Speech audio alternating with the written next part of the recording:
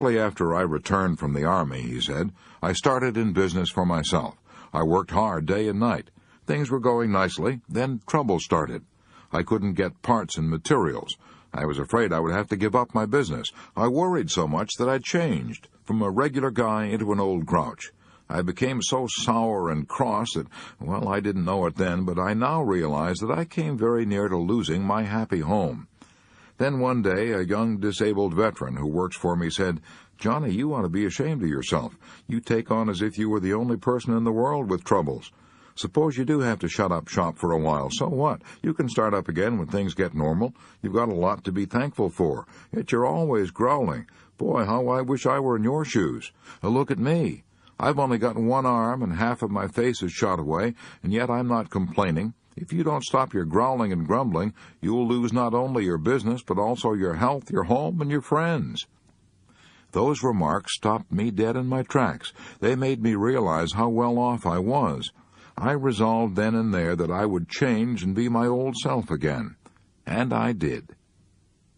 A friend of mine, Lucille Blake, had to tremble on the edge of tragedy before she learned to be happy about what she had instead of worrying over what she lacked. I met Lucille years ago when we were both studying short story writing in the Columbia University School of Journalism. Some years ago, she got the shock of her life. She was living then in Tucson, Arizona. She had, well, and here's the story as she told it to me.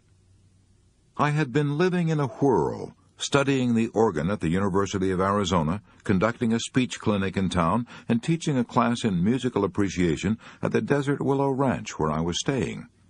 I was going in for parties, dances, horseback rides under the stars. One morning I collapsed, my heart. You will have to lie in bed for a year of complete rest, the doctor said. He didn't encourage me to believe I would ever be strong again. In bed for a year, to be an invalid, perhaps to die. I was terror-stricken.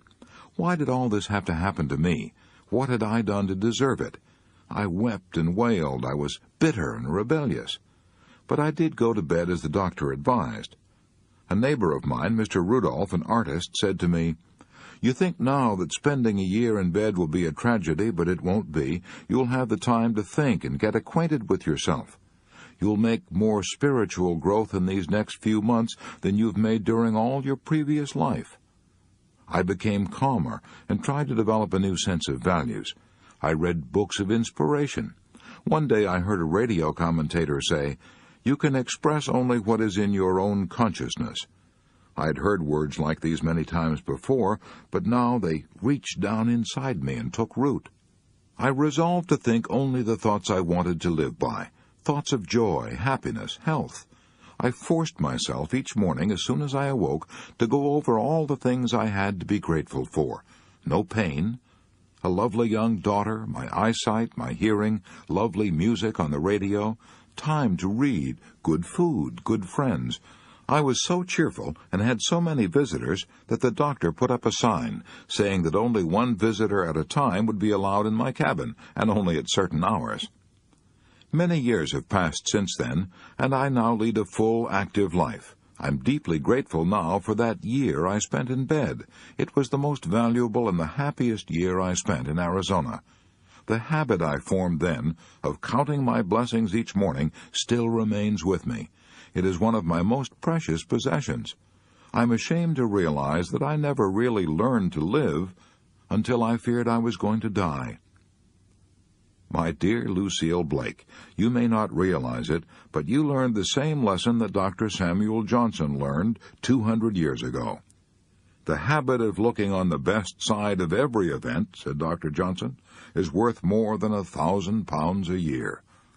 Those words were uttered, mind you, not by a professional optimist, but by a man who had known anxiety, rags, and hunger for 20 years, and finally became one of the most eminent writers of his generation and the most celebrated conversationalist of all time. Logan Pearsall Smith packed a lot of wisdom into a few words when he said, There are two things to aim at in life. First, to get what you want, and after that, to enjoy it. Only the wisest of mankind achieve the second. Would you like to know how to make even dishwashing at the kitchen sink a thrilling experience? If so, read an inspiring book of incredible courage by Borghild Dahl. It is called I Wanted to See.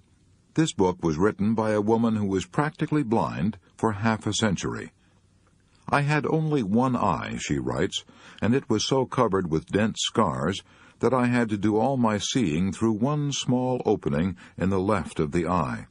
I could see a book only by holding it up close to my face and by straining my one eye as hard as I could to the left. But she refused to be pitied, refused to be considered different. As a child, she wanted to play hopscotch with other children, but she couldn't see the markings. So after the other children had gone home, she got down on the ground and crawled along with her eyes near to the marks.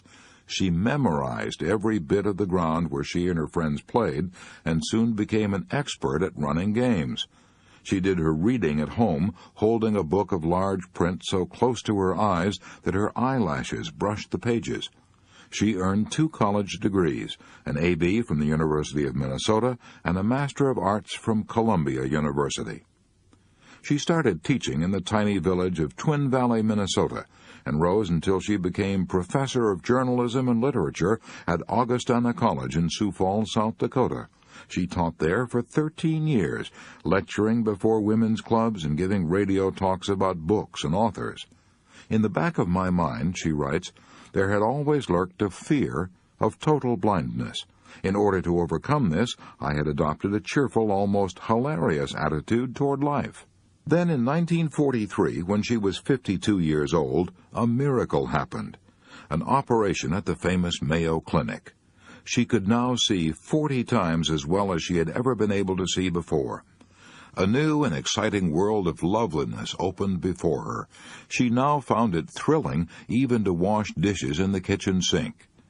I began to play with the white fluffy suds in the dishpan, she writes. I dip my hands into them, and I pick up a ball of tiny soap bubbles. I hold them up against the light, and in each of them I can see brilliant colors of a miniature rainbow. As she looked through the windows above the kitchen sink, she saw the flapping gray-black wings of the sparrows flying through the thick, falling snow. She found such ecstasy looking at the soap bubbles and sparrows that she closed her book with these words. Dear Lord, I whisper, our Father in heaven, I thank Thee. I thank Thee.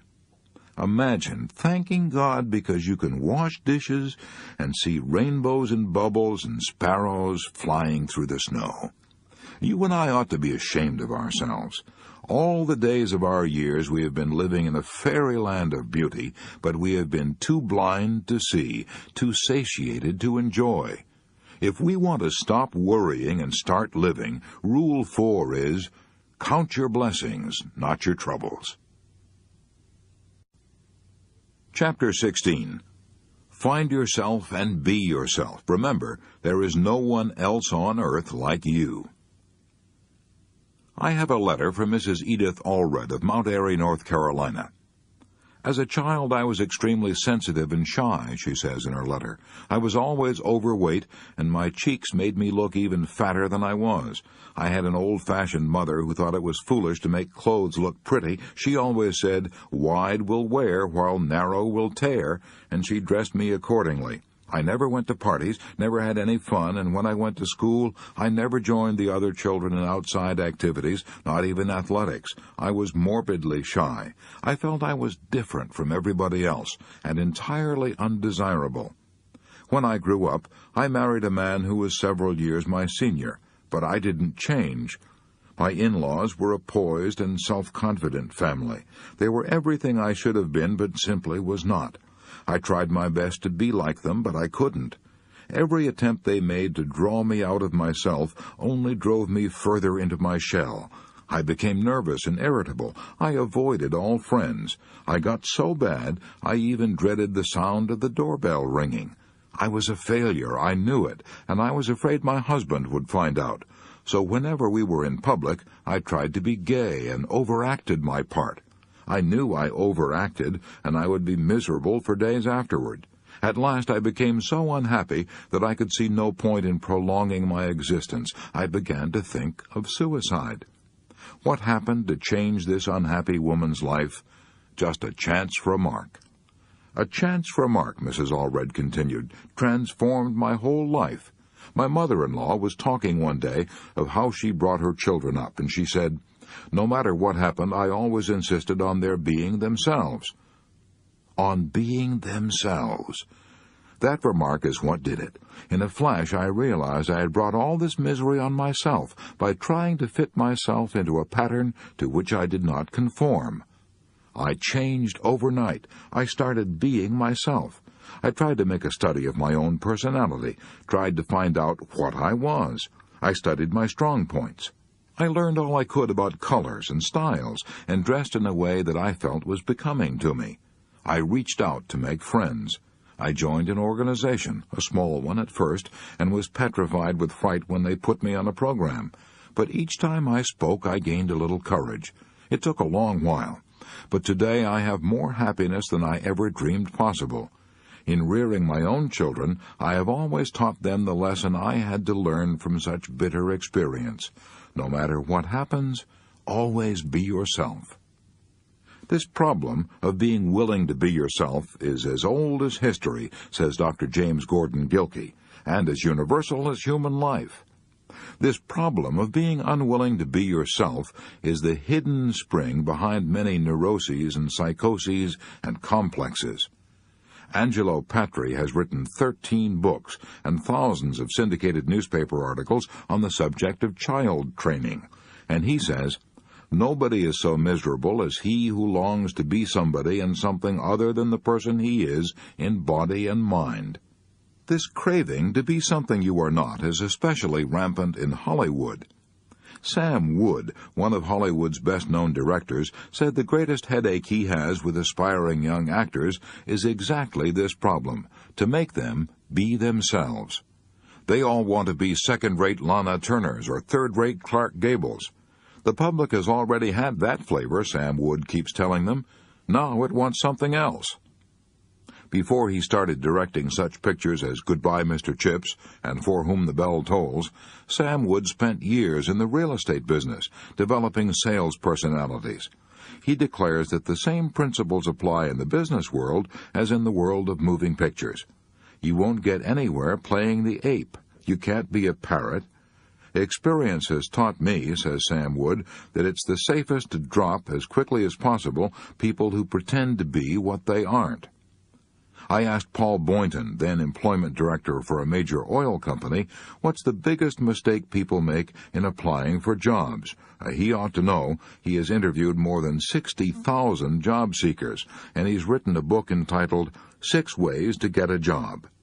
He replied, "The biggest mistake people make in applying for jobs is in not being themselves. Instead of taking their hair down and being completely frank, they often try to give you the answer they think you want. But it doesn't work because nobody wants a phony. Nobody ever wants a counterfeit coin." A certain daughter of a streetcar conductor had to learn that lesson the hard way. She longed to be a singer, but her face was her misfortune. She had a large mouth and protruding buck teeth. When she first sang in public in a New Jersey nightclub, she tried to pull down her upper lip to cover her teeth. She tried to act glamorous. The results, she made herself ridiculous. She was headed for failure. However, there was a man in this nightclub who heard the girl sing and thought she had talent. "See here," he said bluntly, "I've been watching your performance, and I know what it is you're trying to hide. You're ashamed of your teeth." The girl was embarrassed, but the man continued, "What of it? Is there any particular crime in having buck teeth? Don't try to hide them. Open your mouth, and the audience will love you when they see you're not ashamed. Besides," he said shrewdly, "those teeth you're trying to hide may make your fortune." Cast